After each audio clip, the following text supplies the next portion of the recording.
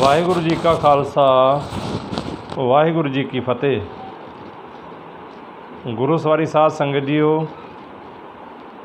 ਨਿਮਾਣੀ जी कोशिश कर रहा महाराणी जिंद कौर की जीवन गाथा आप नाल साझी कर रहा हाँ।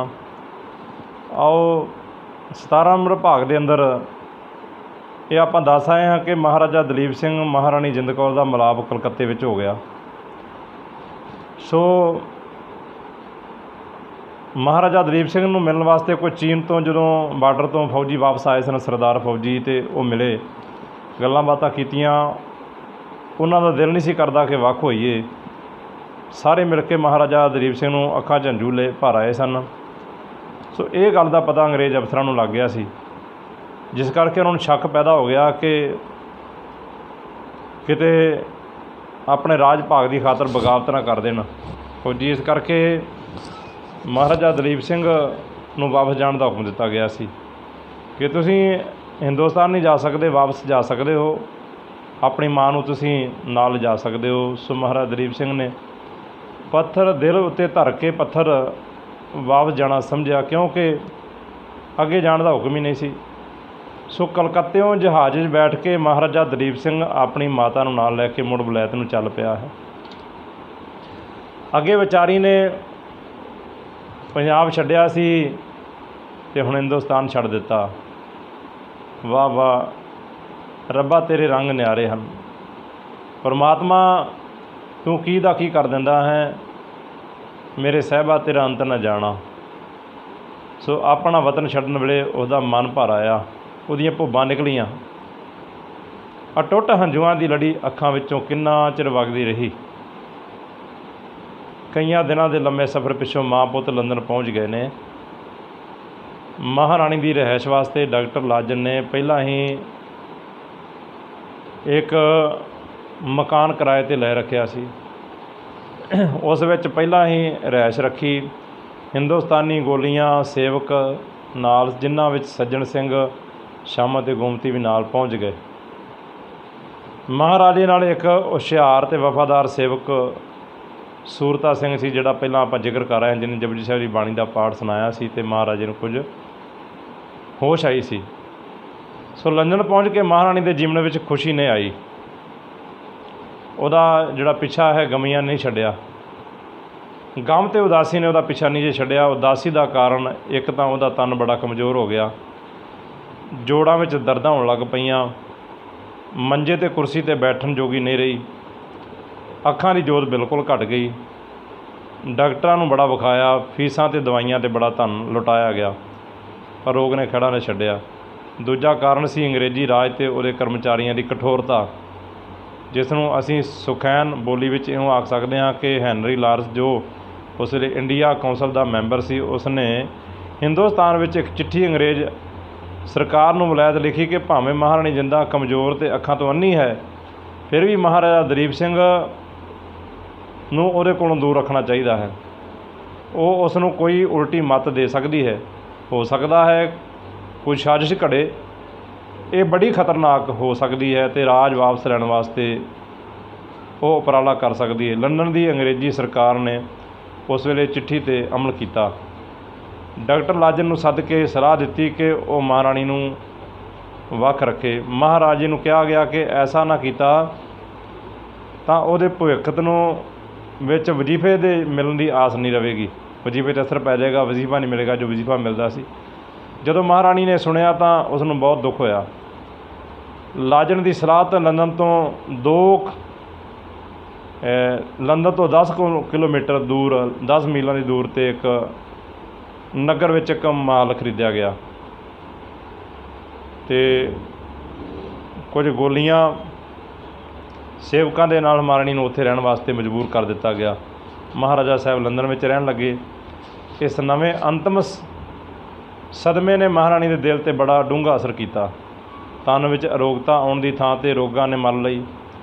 थोड़ा बहुत जो अखीं चानण सी वो भी हनेरा हो गया, बिल्कुल अन्नी हो गई। लत्तां ते पैर भार झलण तो रह गए, जीवन तो बेजार हो गई। मलका विक्टोरिया ते अंग्रेजी सरकार ने कर्मचारियों के अगे बथेरे पाए कि उसनूं पुत्र कोल रहण दिता जाए, उहदे पुत्र नूं महाराजा बनाया जाए, जिवें करार किया गया सी, पर किसी ने एक ना सुनी। ਬੇਈਮਾਨੀਆਂ ਤੇ ਉਤਰ ਆਏ, ਬਹਾਨਿਆਂ ਨਾਲ ਟਾਲਦੇ ਰਹੇ। ਬਸ ਉਤਰ ਆਉਂਦਾ। ਸਰਕਾਰ ਵਿਚਾਰ ਕਰ ਰਹੀ ਹੈ, ਸਰਕਾਰ ਸੋਚ ਰਹੀ ਹੈ। ਮਹਾਰਾਜਾ ਦਲੀਪ ਸਿੰਘ ਦੀ ਉਮਰ 24 ਸਾਲ ਤੋਂ ਉੱਪਰ ਹੋ ਗਈ ਸੀ। ਮਹਾਰਾਣੀ ਦੀ ਤੀਬਰ ਇੱਛਾ ਸੀ ਕਿ ਉਹਦਾ ਪੁੱਤਰ ਦਾ ਵਿਆਹ ਕਰੇ, ਪਰ ਕਿੱਥੇ ਇਹ ਉਹਦਾ ਸਵਾਲ ਉੱਤਰ ਉਸ ਨੂੰ ਕੋਈ ਨਹੀਂ ਸੀ ਦੇ ਸਕਦਾ। ਵਲਾਇਤ ਵਿੱਚ ਕੋਈ ਸਿੱਖ ਖਾਨਦਾਨ ਨਹੀਂ ਸੀ ਰਹਿੰਦਾ ਜਿਸ ਵਿੱਚ ਕੋਈ ਲੜਕੀ ਲੱਭ ਪਵੇ। ਪੰਜਾਬ ਵਿੱਚ ਨਾ ਮਹਾਰਾਣੀ ਜਾ ਸਕਦੀ ਸੀ ਅਤੇ ਨਾ ਮਹਾਰਾਜਾ ਦਲੀਪ ਸਿੰਘ ਦਾ ਵਿਆਹ ਕਰ ਸਕਦੀ ਸੀ। ਸੋ ਮਹਾਰਾਣੀ ਨੂੰ ਇਹ ਵੀ ਅੰਦਰੋਂ ਅੰਦਰ ਚਿੰਤਾ ਖਾਣ ਲੱਗੀ। ਅੰਗਰੇਜ਼ੀ ਸਰਕਾਰ ਦੀ ਮਰਜ਼ੀ ਸੀ ਕਿ ਕਿਸੇ ਪੰਜਾਬੀ ਜਾਂ ਸਿੱਖ ਘਰਾਣੇ ਦੇ ਸੁਸ਼ੀਲ ਕੰਨਿਆ ਨਾਲ ਸ਼ਾਦੀ ਹੋਵੇ। ਅਨੇਕਾਂ ਅੰਗਰੇਜ਼ ਕੁੜੀਆਂ ਮਹਾਰਾਜਾ ਨਾਲ ਸ਼ਾਦੀ ਕਰਨਾ ਚਾਹੁੰਦੀਆਂ, ਪਰ ਮਹਾਰਾਜਾ ਨਾ ਮੰਨਿਆ। ਜਿਉਂ-ਜਿਉਂ ਅੰਗਰੇਜ਼ੀ ਸਰਕਾਰ ਵੱਲੋਂ ਉੱਥੇ ਪਾਬੰਦੀਆਂ ਲੱਗ ਰਹੀਆਂ, ਤਿਉਂ-ਤਿਉਂ ਉਹਦਾ ਪਿਆਰ ਸਤਿਕਾਰ ਅੰਗਰੇਜ਼ ਕੌਮ ਤੋਂ ਘਟਦਾ ਜਾ ਰਿਹਾ ਸੀ। ਇੱਕ ਵਾਰੀ ਲੇਡੀ ਲਾਜਣ ਨੇ ਉਸ ਕੋਲੋਂ ਪੁੱਛਿਆ, ਮਹਾਰਾਜਾ ਜੀ, ਤੂੰ ਕਿਸੇ ਅੰਗਰੇਜ਼ ਸੁੰਦਰੀ ਨਾਲ ਸ਼ਾਦੀ ਕਿਉਂ ਨਹੀਂ ਕਰ ਲੈਂਦਾ? ਇਸ ਪੁੱਛ ਦੇ ਉੱਤਰ ਵਿੱਚ ਮਹਾਰਾਜਾ ਨੇ ਜਵਾਬ ਦਿੱਤਾ ਸੀ, ਮੈਂ ਵੇਖ ਰਿਹਾ ਹਾਂ ਕਿ ਅੰਗਰੇਜ਼ਾਂ ਵਿੱਚ ਕਿਸੇ ਦੂਸਰੀ ਕੌਮ ਦੇ ਮਨੁੱਖ ਵਾਸਤੇ ਸਤਿਕਾਰ, ਹਮਦਰਦੀ ਅਤੇ ਸੱਚਾ ਪਿਆਰ ਨਹੀਂ। ਇਹ ਉੱਪਰੋਂ ਉੱਪਰ ਚਿੱਟੇ ਨੇ, ਵਿੱਚੋਂ ਦਿਲ ਦੇ ਕਾਲੇ ਹਨ। ਇਹਨਾਂ ਦੇ ਦਿਲਾਂ ਵਿੱਚ ਕਠੋਰਤਾ ਅਤੇ ਫਰੇਬ ਹੈ। ਇਸ ਵਾਸਤੇ ਮੈਂ ਕਿਸੇ ਸੁੰਦਰੀ ਨਾਲ ਪ੍ਰੀਤ ਨਹੀਂ ਪਾ ਸਕਦਾ, ਵਿਆਹ ਨਹੀਂ ਕਰ ਸਕਦਾ ਜਿਸ ਦੀਆਂ ਨਾੜਾਂ ਵਿੱਚ ਅੰਗਰੇਜ਼ੀ ਲੋਹ ਹੋਵੇ। ਆਖਰ 31 ਜੁਲਾਈ 1863 ਦੀ ਸ਼ਾਮ ਹੈ। ਐਬ ਗੱਡਨ ਹਾਊਸ ਦੇ ਇੱਕ ਕਮਰੇ ਵਿੱਚ ਪਲੰਘ 'ਤੇ ਲੇਟੀ ਹੋਈ ਮਹਾਰਾਣੀ ਆਪਣੇ ਜੀਵਨ ਦੀਆਂ ਅੰਤਮ ਘੜੀਆਂ ਗਿਣ ਰਹੀ ਹੈ। ਗੋਲੀਆਂ ਅਤੇ ਸੇਵਕ ਚੁੱਪਚਾਪ ਇੱਧਰ ਉੱਧਰ ਤੁਰੇ ਫਿਰਦੇ ਹਨ। ਸਾਰੇ ਮਹੱਲ 'ਤੇ ਉਦਾਸੀ ਗਮ ਦੇ ਪਰਛਾਵਾਂ ਸਾਇਆ ਹੈ। ਕੋਈ ਪੰਛੀ ਨਹੀਂ ਬੋਲਦਾ। ਡਾਕਟਰ ਨਿਰਾਸ਼ ਹੋ ਕੇ ਜਾ ਚੁੱਕੇ ਹਨ। ਜਿਉਣਾ ਹੁਣ ਝੂਠ ਹੈ ਅਤੇ ਮਰਨਾ ਸੱਚ ਹੈ। ਅੰਤ ਵੇਲੇ ਜਿੱਥੇ ਸੇਵਕ ਗੋਲੀਆਂ ਕੋਲ ਸਨ, ਉੱਥੇ ਪੁੱਤਰ ਦੂਰ ਹੈ। ਉਸ ਨੂੰ ਸੁਨੇਹੇ ਭੇਜਣ ਤੋਂ ਬਿਨਾਂ 2 ਆਦਮੀ ਸੱਦਣ ਵਾਸਤੇ ਭੇਜੇ ਜਾ ਚੁੱਕੇ ਹਨ। ਨਾ ਆਦਮੀ ਮੁੜੇ ਅਤੇ ਮਹਾਰਾਜਾ ਨਾ ਦਲੀਪ ਆਇਆ।